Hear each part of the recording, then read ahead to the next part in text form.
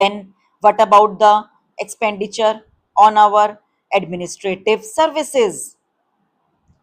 It has been growing steadily.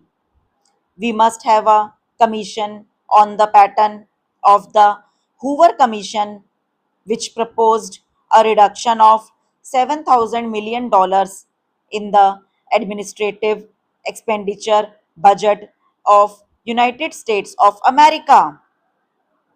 We must have a commission on that pattern in order to go into the whole business of our administrative system from top to bottom, from the center down to the states in order to modernize it. We have been promised administrative reform committees in the secretariat. The Home Minister makes much of these administrative reforms committees. First of all, their objective is only to reduce the delay in the secretariat, not to reduce the expenditure. And moreover, appointment of administrative reforms committees from among the secretariat officers is like asking the patients in a hospital to prescribe for one another.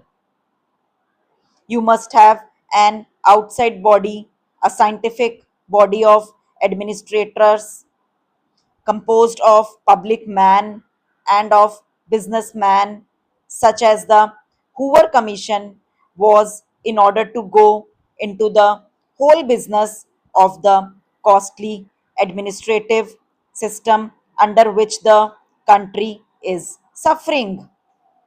Then, in regard to our defense organization, also, are we getting the best out of the money that we are spending, even out of the rupees 740 crores that we can afford?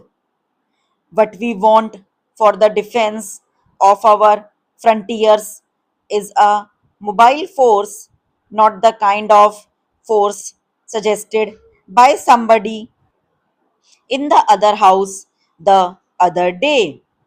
They wanted the frontier to be defended by the whole army.